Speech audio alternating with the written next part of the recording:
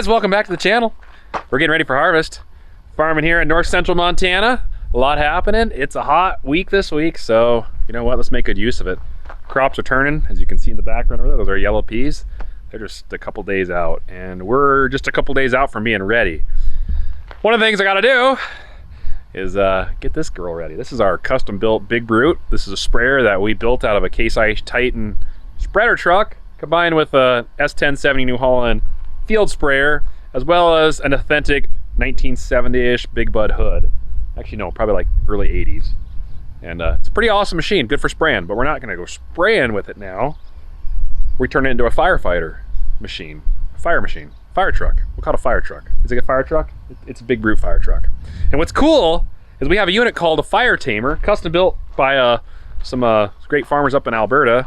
And it goes on the front of here and lets us remote control a fire nozzle from up in the cab, so one man can operate and fight fires. Because here in Montana, things get dry. It hasn't rained in 4 weeks, and it's hot, and there's no rain in the forecast, and 90-some degrees weather means, well, just say it's not a good time to light fireworks. So we're gonna try to be ready for that. The problem is during farming is this machinery, like those red combines over there, anytime you're in the ground cutting low, you got metal near rocks, scrapes rocks, creates sparks. Got bearings that go out, creates heat, starts fires. It's just a fire hazard area. So we like to be ready. And to be ready, I need this machine to be field ready. So I've got something in here we need to put on it, the Fire Tamer. Where do we put that thing? I think it's up here somewhere. This is our one of our mini storage areas where stuff gets put. Not too bad right now, not too messy. I clean it once in a while. So I need this hose. There's the Fire Tamer right there. Let's haul that thing out of here. Go down and hook him up. I almost forgot one thing I gotta do before I put that unit on. This thing needs a new battery. For whatever reason, this one right here has decided it doesn't want to hold the charge anymore. So I gotta put a new battery in there because that Fire Tamer won't let this hood open when when it's on. So we'll wait a second, but I'll do it soon. On a side note, this tank has developed a crack right here. I cleaned it up. I think I'm gonna try to plastic weld it. I've got a plastic welder, and I believe that's a polyurethane tank, but I need the right stuff to be able to weld that. So I gotta wait till it arrives. I don't have it, but I gotta get that crack fixed, because otherwise it's only gonna hold about 600 gallons, and I prefer to have it hold 1,600 gallons. He's ready. Let's pray we don't have any fires, but if we do, we will be ready for it. Been waiting on filters for the last 8230 combine, changed engine oil on it. But we are practically out of 1540. So we've been using this Bel-Ray stuff here, works pretty good. I'm gonna go ahead and transfer it over into one of these T2 Services 90-gallon portable oil tanks. And then I'll bring the other combine over here and drain oil on it, put new filters, pump oil in it. That'll be good. We're getting really, really close. And so is the crop.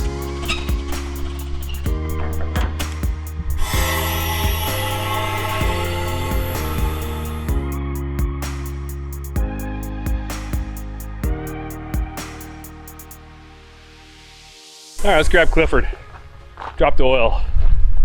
Fresh oil is always a good way to start harvest season. Yeah, I know. Should have dropped it last fall when they were warm. It's okay, I'll warm them up and then drop it now.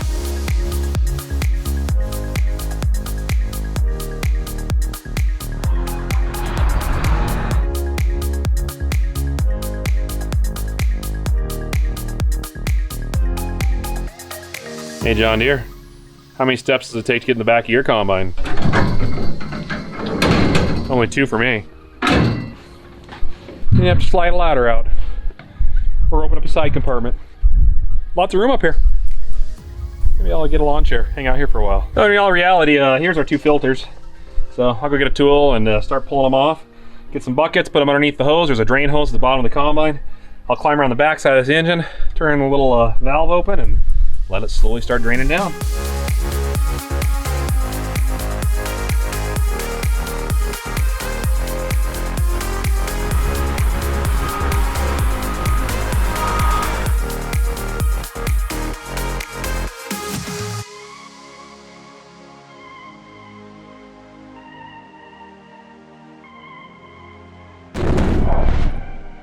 we marketed some of our peas back in these aeration bins, and there's a trucking company that's grabbing the peas and taking them off. Let's see the process real quick. It's kind of a Mickey Mouse process, but it works. So all these bins are in a circle here. We got 2 augers that are 10-inch augers. So we got this black one right here, and we also have a red one right there.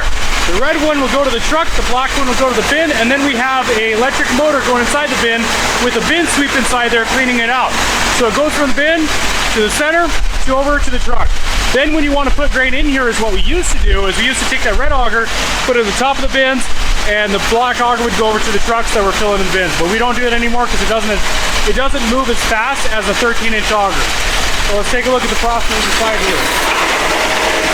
Yellow beads, see the trick is to try to hold the camera so he does the work, right? No, he actually insists that he works inside the bin. So I'm not gonna argue with him. If he wants to work, he can work. Let's see this process.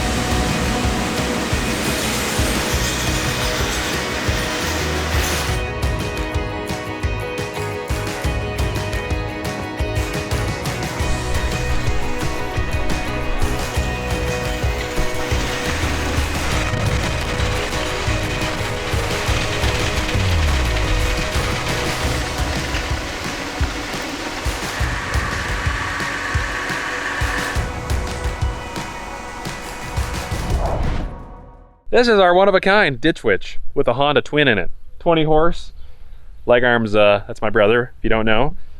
He fabricated and machined some adapter plate to hook this bad boy up to it. So now, the old Wisconsin's gone, the Honda's in, I've maintenance this thing, it's got a lot of time on it. We'll see if it works, but we got a job to do. We're gonna use this bad boy to make some trenches so we can lay some secondary cable down for a grain bin site to run our fans and unloading augers. Let's start her up. Let's go for a spin. Join us. It's gonna be fun. Want to ride it? I'll go with you. Let's go.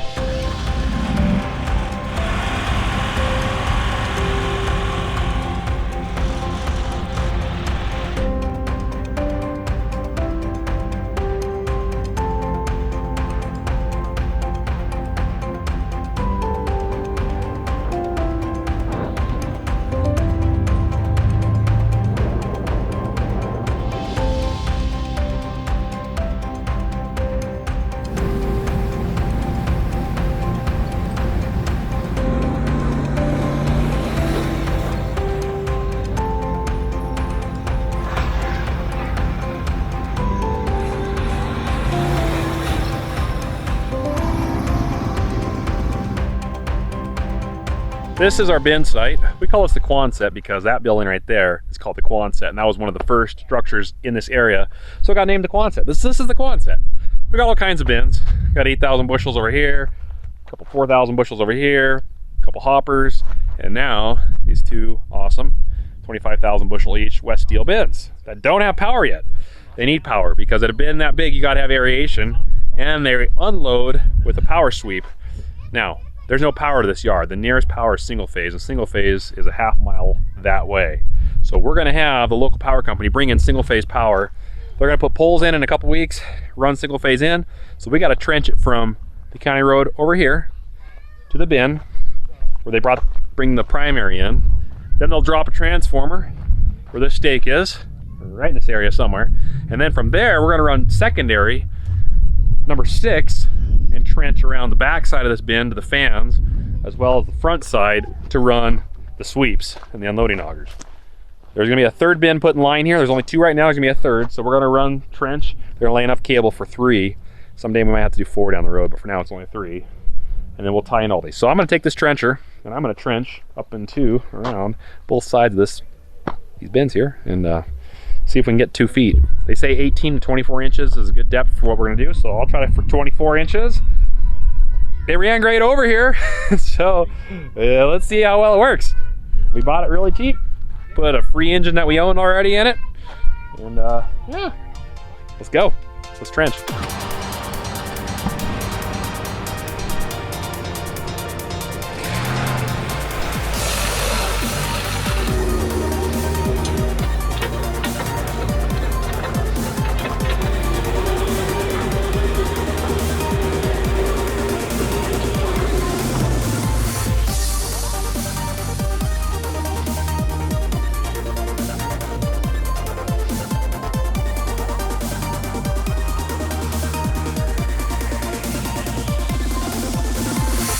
right, well, a few hiccups along the way, but as you can see, we've got a trench, so we're halfway done. Engine runs great, just enough power in lowest gear for the chain, which I think is probably the one you're supposed to run it in, and not aggressively trying to go full speed. I was playing it that I was cranking it at full power just to see how fast it could dig and what it could do. The chain needs tightened. The digger chain, it's definitely, it's catching rocks, it's popping real bad. You can see the main seal on the drive line here that powers the gearbox, which turns the chain. It's just puking out gear oil. We filled it up. We'll have to fill it up again here. Just, I guess, keep adding oil till we get that seal fixed. It's not priming itself. We got a hand pump here, as you saw. My dad was standing next to it pumping it for me.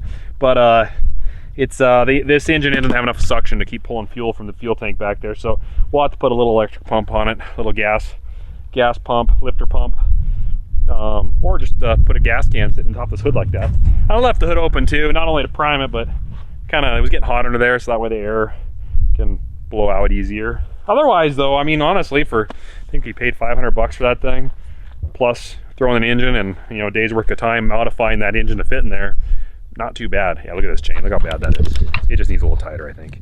So we got a couple rocks to dig out. That corner there where I had the transition, I tried to turn as sharp as I could. Yeah, that blade in the ground, you can't turn very sharp. So I pulled forward, backed up, set the blade back down, and start digging again here.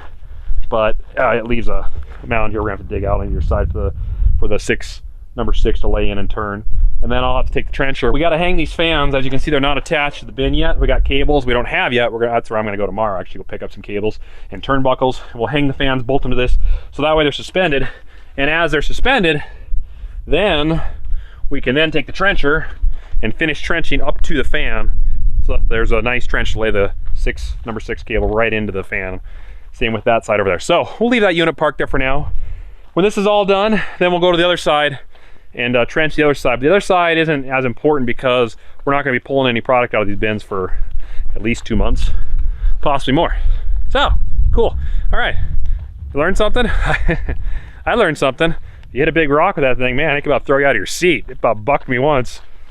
That's fun. Okay, all right, let's grab the Can-Am Defender Max here and head back to the farmyard. We're done here for now. That's one more step done. Okay, let's move on to the next thing. Let's listen to this thing purr for a second. Ready?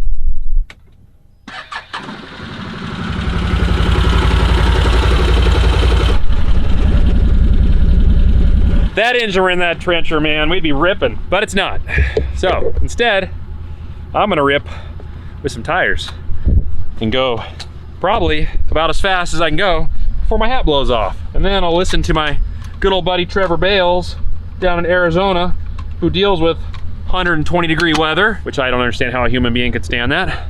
And he told me that's what this thing's for. You zip it up like that and you look all cute, like your kids who wear hats like this, ours.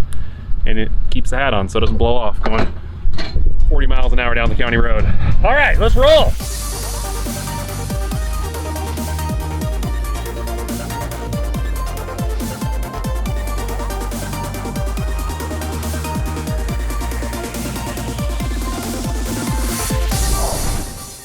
There's some fun happening over here by these bins. See all this gravel right here in the ground? We did it. We're getting another bin, which means we need this guy over here to start doing some dirt work and then form up the ground around it and pour some, I don't know, we'll just let him do his thing. But this is exciting.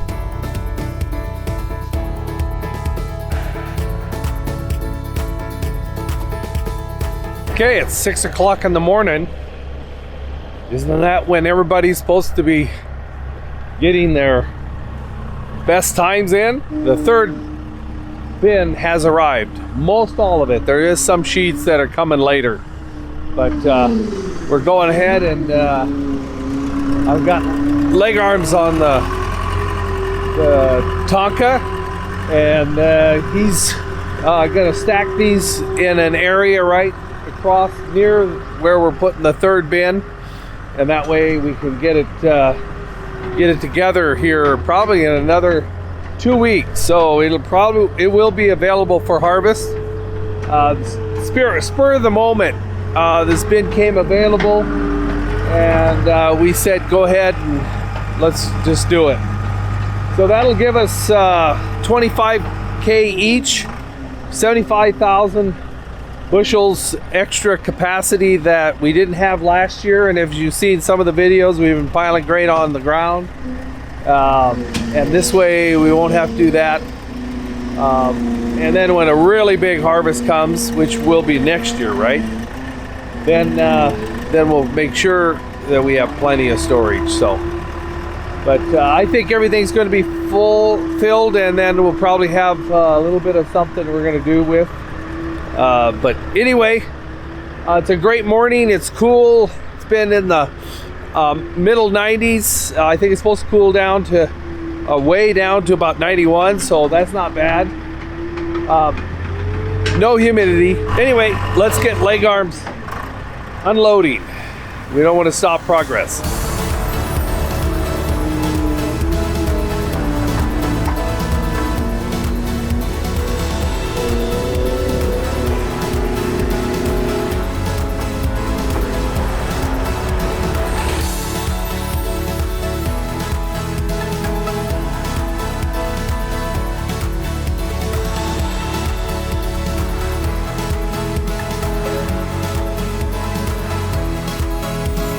Well, we got it all unloaded.